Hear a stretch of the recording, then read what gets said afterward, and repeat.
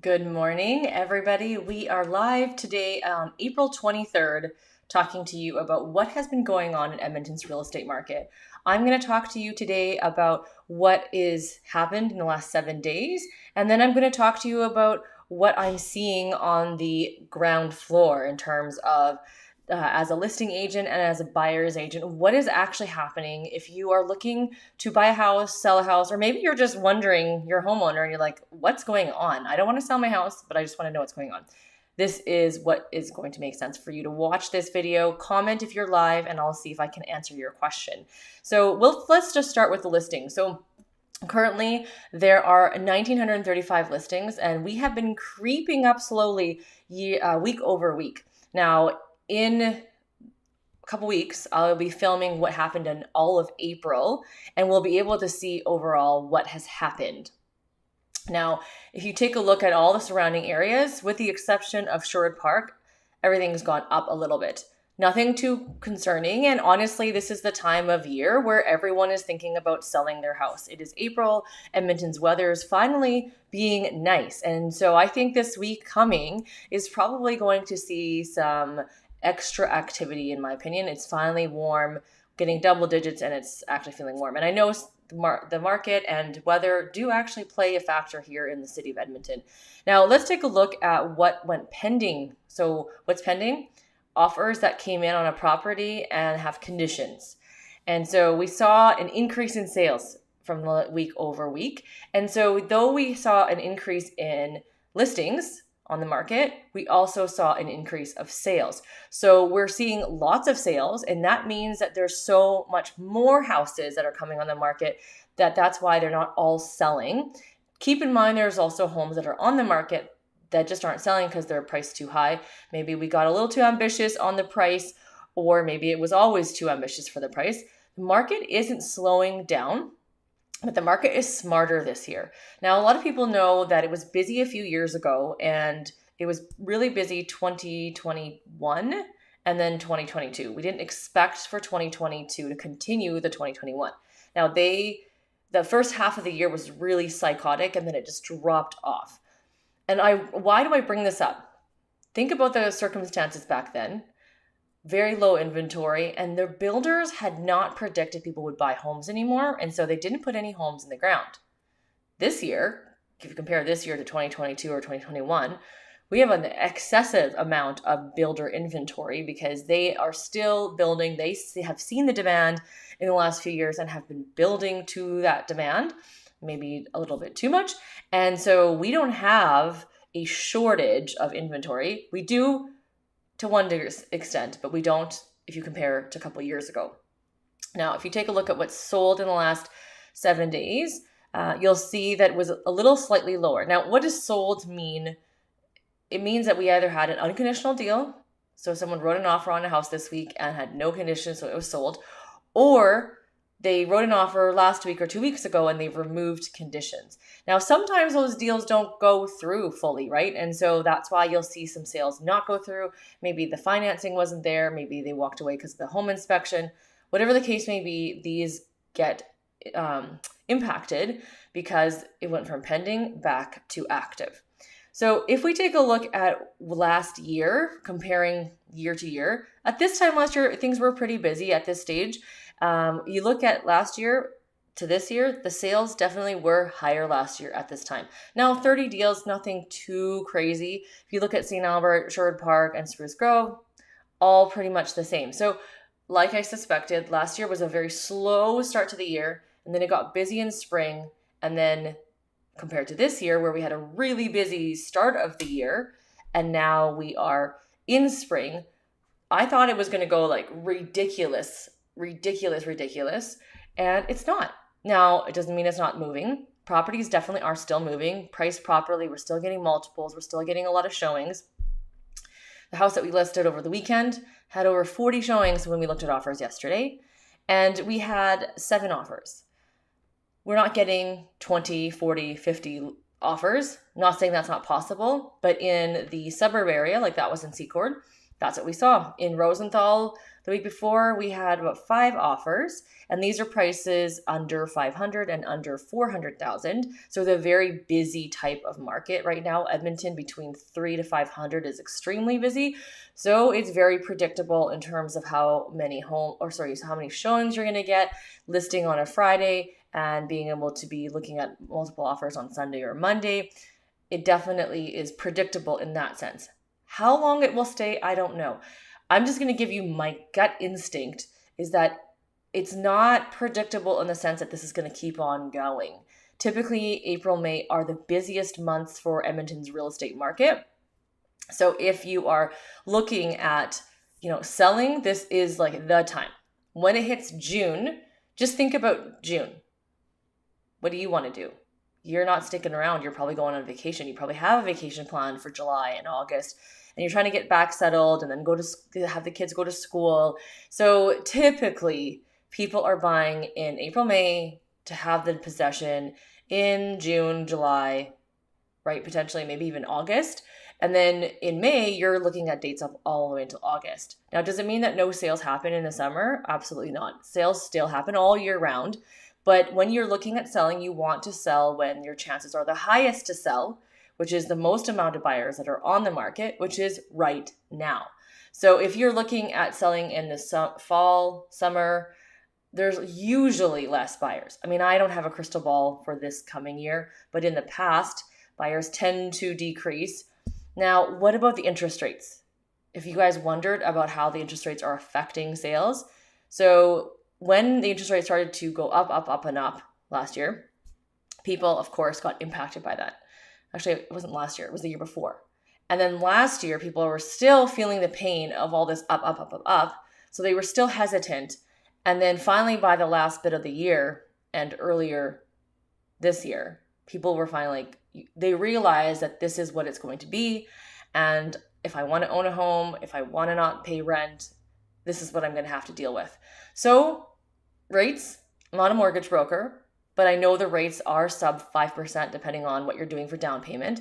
And if you're watching outside of Canada, interest rates are different because we don't just say blanket interest rate is what's out there right now, because it depends on your down payment. If you're putting 5% down, it's a different interest rate than if you're putting 25% down versus if you're putting 35% down. And depends on your personal total service debt ratio. So if you aren't in the same spot as your friend at work, you can't compare how he got a better rate than you did. Because did you guys look at all the nitty gritty details? I bet you not. I bet you people don't stand at the water cooler and say, I'm putting down 5%. I'm putting down 35%. Oh, I have this much debt and I don't have that much debt. So if you actually talk truthfully with each other at work, you would find out even more. Best person to talk to is a mortgage broker to find out what your rate actually is going to be. Now, it's all manageable at this stage. And I know that it's important for you to consider all these things. Now, when you're looking to move to Edmonton and you're wondering, how much money do I need to spend depending on the area that I'm moving into? I will show you a map. Now, you have to bear with me because for some reason, my screens are not aligning properly. So I don't think I can share with you today what you guys always like to see, which is what is happening in each specific neighborhood. If you can ask me questions in the comments, I will look up the neighborhoods for you and see if I can not sort this out so that you guys can see my screen. It's really weird. Everything kind of went backwards on my system here. So if you're interested in, for example, the newer areas, the suburb areas outside of Anthony Henday, and you're looking for a front attached garage home, it's newer, not brand new, but newer, 5 years or so, high 500,000, low 600,000 in the west, and add another at least $20,000 roughly for the southwest area of Edmonton. If you're willing to look at older homes, you can find front attached double garage homes for 500,000 in the 500,000s. But this is older, and sometimes people don't want older. Now, older, I mean about 10, 15 years. If you want to buy older, like 1970s, 1980s, you can find homes in the 400 to 500 range. But the 4 to 450 is going to be something that you're not probably going to like. It needs to be, what do you call it? It needs to be done, and it has a lot of work. Sometimes you've got issues with electrical and plumbing. So you have that problem when it comes to buying older homes. And let me just see if I can figure out my screen situation here. As you guys put on your requests, I'm just going to see if I can't get this figured out here. Okay, so if I'm switching screens, what do you guys see? Oh, good.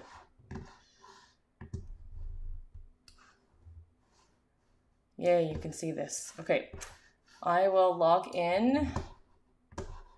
Bear with me. I appreciate your patience. This is so cumbersome. I have the strangest situation going on with my screens right now.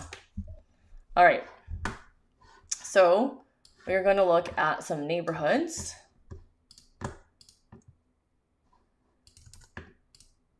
And let me just pull up a map of Edmonton.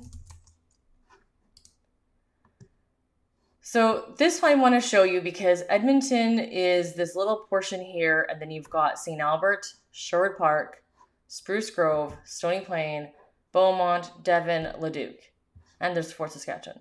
So a lot of these places are common suburb places that people live in Edmonton as well. If you're not from Edmonton, downtown is not like a destination spot in Edmonton.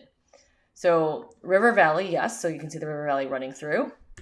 But the hotter areas for people to move into, like for infill products, if you're coming from Calgary, we don't have as much infill product available like Calgary does, but it's all located in these areas here and over here. There's a lot of infill products here. Now, it doesn't mean that we don't have any all over the city, but there's definitely more infill products in this area.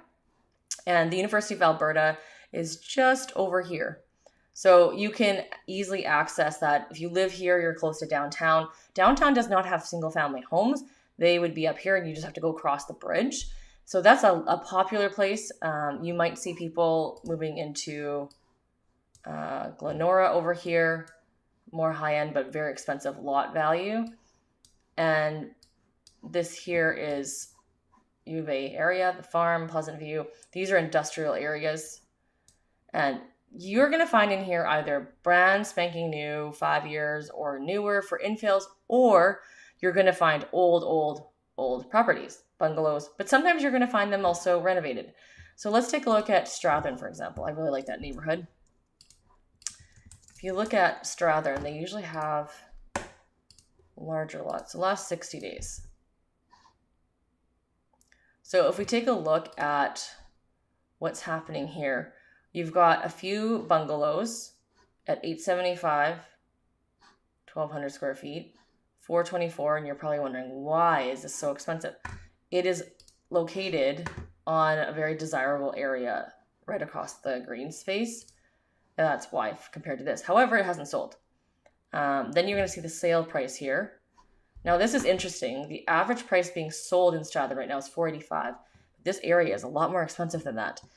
You can see that this is a lot that someone bought for $460. Just to give you guys context, they're selling this as a lot, not as the house. There is a house on here, but it's not new, as you can see. I don't even think this is vented outside.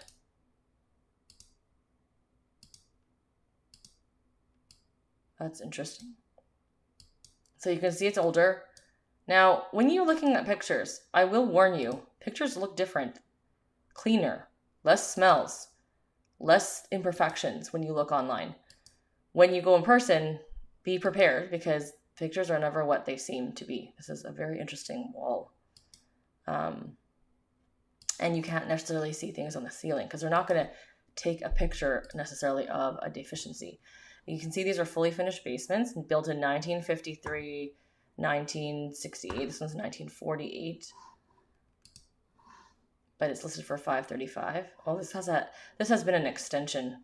I honestly wonder if this was an extension at one point. Big front yard. So you can see the side is a infill because that looks like a duplex. These are huge lots they used to have. So even though it's one house, someone will buy this house and then split it into two. They used to make just one giant house, but I've seen more either skinnies or duplexes. That looks like, okay, that is looks like a duplex on that side. This house definitely looks like it has been kind of modified over the years. Doesn't look like an original house. And then maybe it was, but you don't usually see the doorways go into the ground like that. The windows look newer. Newer garage. And the interior, this is quite original here. And then the small kitchen. Don't forget, there's wide angle lenses on cameras. Hey, this is fun. This is the ironing board. Okay, let's see if we have any comments right now. Whoop. You wanted to see neighborhoods near Nate. These are areas that I don't typically work in. Let me just go back here. Feels so cumbersome. So I can't really speak to those neighborhoods, but let's show you where Nate is. North, right here. This is Nate. So this is Nate. And these neighborhoods aren't really the most desirable in the city. You got to remember too that we've got a train track running through in the city. So when you're looking at properties, you want to check that. Now, a neighborhood that would be decent is Woodcroft and Westmount. Woodcroft is actually really up and coming. If I had to pick a neighborhood in this area, Prince Charles is okay too. If you're okay with like an older neighborhood, they typically have these 1.5 stories, which I don't love for families because they're not the easiest to get around because sometimes they don't have the upstairs bathroom. Let me just show you. This is interesting. $2 million house. What does $2 million get you in Edmonton?